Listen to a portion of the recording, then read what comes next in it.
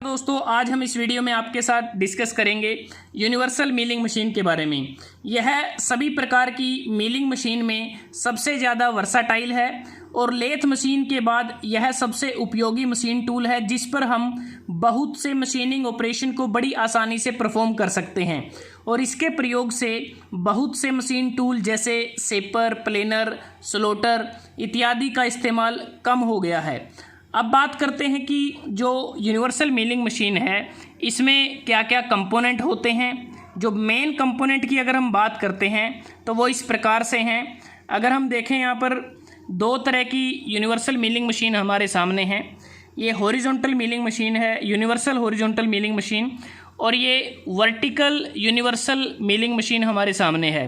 तो इसमें जो मेन कंपोनेंट होते हैं, सबसे पहले अगर हम बात करें, बेस दोनों में कॉमन होता है और बेस मिलिंग मशीन का एक प्रकार से फाउंडेशन पार्ट होता है जिसके ऊपर मिलिंग मशीन के सभी पार्ट माउंटेड होते हैं और कह सकते हैं कि बेस पूरी मशीन का जो एंटायर लोड है उसको कैरी करता है और इसकी कंप्रेसिव स्ट्रेंथ ज़्यादा होनी चाहिए और साथ में शॉक और वाइब्रेशन को भी यह एब्जॉर्व कर सके।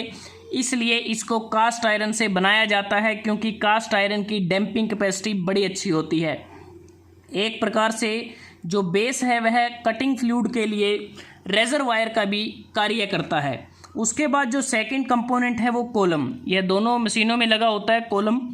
कॉलम बेस के साइड में एक वर्टिकल माउंटेड होता है और मिलिंग मशीन का जो मेन सपोर्टिंग फ्रेम होता है, कॉलम एक प्रकार से होलो मेंबर होता है जिसके अंदर मिलिंग मशीन का ड्राइविंग मैकेनिज्म होता है जिसमें ड्राइविंग गियर इत्यादि होते हैं। और कॉलम मिलिंग मशीन के दूसरे पार्ट जैसे नी, वर्क टेबल को भी यह सपोर्ट करता है और गाइड करता है वर्टिकली। जो इसमें कॉलम पर यहाँ गाइडवेज बने हैं, यहाँ पर नी और जो टेबल है अगर हम देखें वो भी इसमें स्लाइड करते हैं। उसके बाद जो नेक्स्ट कंपोनेंट है वो है नी। अगर हम देखें दोनों मशीनों में नी होता है तो एक प्रकार से नी है जो वाई एक्सिस एक प्रकार से हम कहेंगे यहाँ पर, यह मिलिंग मशीन का पहला मूविंग पार्ट है। अगर यह कॉलम पर माउंटेड है तो उसके अलोंग यहाँ पर जो साइड वेज हैं उन पर यह स्लाइड करता है क्योंकि ये जो कॉलम है, कॉलम पर ये जो साइड वेज हमें नज़र आ रहे हैं, यहाँ पर जो नी है वो स्लाइड कर सकता है अप एंड डाउन। और ये जो नी है इसके नीचे अगर हम देखें यहाँ पर ये एक प्रकार से एलिवेटिंग स्क्रू लगा होता है और नी को इस एलिवेटिंग स्क्रू की मदद से सपोर्ट किया जाता है। एलिवेटिंग स्क्रू के द्वारा नी की हाइट को एडजस्ट कर सकते हैं। नी टेबल फीड मैकेनिज्म को भी कैरी करता है और नी को हम मैकेनिकली या फिर हाइड्रोलिकली इसको ड्राइव कर सकते हैं। और जो नी है यह भी कास्ट आयरन का बना होता है। उसके बाद है सैडल दोनों मशीनों में अगर आप देखें कॉमन पार्ट लगा हुआ है। सैडल एक प्रकार से जेड एक्सिस होता है हमारा, मिलिंग मशीन का एक इंटरमीडिएट पार्ट होता है जो टेबल और नी के बीच में लगा होता है। और जो सैडल है यह नी के टॉप साइड पर बना जो गाइडवेज है, ये देखें आप, जो गाइडवेज हमें नज़र आ रहे हैं तो इन गाइडवेज पर जो स्लाइड करता है वो सैडल यहाँ पर स्लाइड करता है, हॉरिजॉन्टली मूव कर सकता है यहाँ पर। और नी के जो टॉप साइड पर गाइडवेज बने होते हैं वो इस कॉलम फेस के परपेंडिकुलर होते हैं। और सैडल का मुख्य कार्य होता है वर्क पीस को हॉरिजॉन्टल डायरेक्शन में मोशन को प्रोवाइड करना। एग्जैक्ट मूवमेंट को प्रोवाइड करने के लिए सैडल पर ग्रेजुएशन बने होते हैं और सैडल को हम मैनुअली या फिर पावर के द्वारा ऑपरेट कर सकते हैं और सैडल भी कास्ट आयरन का बना होता है। अब जो यूनिवर्सल मिलिंग मशीन है, ये जो हॉरिजॉन्टल मिलिंग मशीन या जो वर्टिकल मिलिंग मशीन होती है उनसे अलग किस प्रकार से होती है, क्योंकि यहाँ पर एक कंपोनेंट होता है जो हॉरिजॉन्टल मिलिंग मशीन और वर्टिकल मिलिंग मशीन में नहीं होता। सैडल और टेबल के बीच में यहाँ पर अगर आप देखें ये जो सर्कुलर पार्ट है जिसे हम स्वीवल बोलते हैं, ये इसमें लगा होता है। दोनों केसेस में जो स्वीवल है वो लगा होता है क्योंकि इसका जो स्वीवल है यहाँ पर हमें क्या है कि एक प्रकार से यह सैडल के ऊपर होता है और टेबल से नीचे होता है। और सैडल पर जो यहाँ पर सर्कुलर गाइडवेज प्रोवाइड किया जाता है और इसके लिए सैडल पर हम देखें यहाँ पर डेटम मार्क के साथ एक ग्रेजुएटेड जो सर्कुलर बेस है वो टेबल के बिल्कुल नीचे लगा होता है। और यूनिवर्सल मिलिंग मशीन में इसी स्पेशल फैसिलिटी होने के कारण टेबल पर जो वर्कपीस या जॉब है उसको हम एंगल पर सेट कर सकते हैं मिलिंग कटर के रिस्पेक्ट में, जिससे वर्कपीस के ऊपर हम हेलिकल फ्लूट, स्पाइरल फ्लूट या ग्रूव्स आदि को बड़ी आसानी से बना सकते हैं मिलिंग के द्वारा। और जो टेबल है इसको अगर हम देखें, इसमें जो पहली वर्टिकल मोशन होती है, जो टेबल है इसमें वर्टिकल मोशन होती है जब हम नी को अप एंड डाउन करते हैं, और जो दूसरी हॉरिजॉन्टल मोशन होती है टेबल की वह फीड स्क्रू के द्वारा होती है, और तीसरा जो हॉरिजॉन्टल मोशन होता है वो सैडल के द्वारा होता है। और एक प्रकार से जो हम इसमें एंगल पर सेट करते हैं वो स्वीवल की मदद से इसको यहाँ पर सेट किया जाता है। उसके बाद इसमें जो कंपोनेंट अगर हम बात करें, स्पिंडल होता है। स्पिंडल दोनों मशीनों में लगा होता है। स्पिंडल मिलिंग मशीन का मेन पार्ट होता है जो मिलिंग कटर को प्रॉपरली होल्ड करते हैं। अगर वर्टिकल मिलिंग मशीन है तो उस केस में हम मिलिंग हेड का इस्तेमाल करते हैं।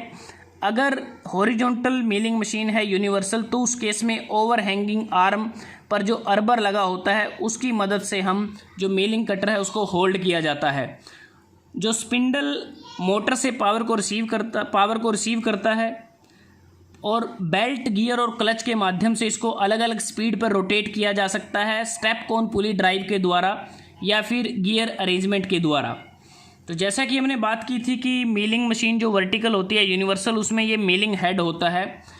यह एक प्रकार से अपर सेक्शन होता है जिसे हम स्पिंडल, ड्राइविंग मोटर और दूसरे कंट्रोलिंग मैकेनिज्म इसमें होते हैं। और जो हॉरिजॉन्टल मिलिंग मशीन है, यहाँ पर देखें अर्बर सपोर्ट लगा है, ओवर हैंगिंग आर्म इसमें अगर देखें इसमें लगी होती है जो कास्ट आयरन से बनी होती है, और जो ओवर हैंगिंग आर्म है ये कॉलम के टॉप साइड पर लगी होती है, टॉप कॉलम सरफेस से ओवरहैंग करती है।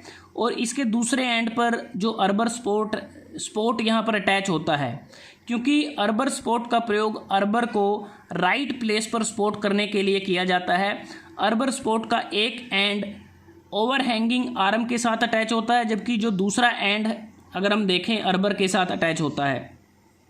अगर बात करें वर्किंग की, मिलिंग मशीन जैसा हमने बात की एक प्रकार से वर्साटाइल मशीन है जिसका प्रयोग रोटेटिंग मिलिंग कटर की मदद से वर्कपीस से मेटल कटिंग के द्वारा अलग अलग शेप बनाने के लिए किया जाता है। सबसे पहले अर्बर पर कटर को सेट किया जाता है जो अर्बर स्पिंडल के साथ कनेक्टेड होता है। नी को डाउनवर्ड मूव किया जाता है। क्लैंपिंग स्क्रू का प्रयोग करके वर्कपीस को टेबल के ऊपर क्लैंप किया जाता है। सभी कंट्रोलिंग पॉइंट्स को 0 पर सेट किया जाता है, जैसे नी पोजीशन, सैडल पोजीशन इत्यादि। इसके बाद स्पिंडल जो यहाँ पर होता है उसको रोटेट किया जाता है। स्पिंडल के रोटेट होने से जो मिलिंग कटर हमारा अर्बर में लगा होता है वो रोटेट करता है।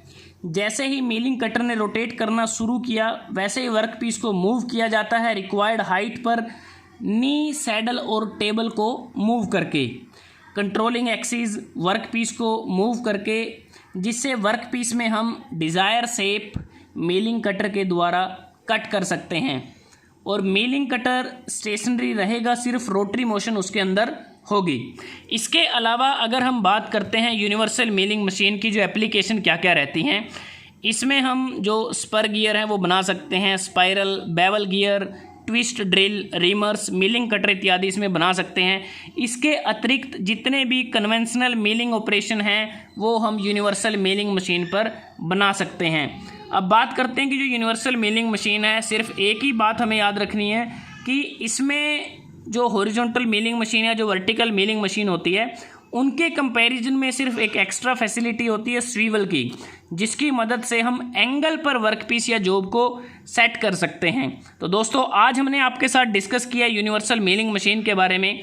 अगर आपको ये वीडियो अच्छा लगा आप इसको लाइक कर सकते हैं, शेयर कर सकते हैं अपने दोस्तों के साथ, स्टूडेंट्स के साथ, और चैनल को सब्सक्राइब करना ना भूलें।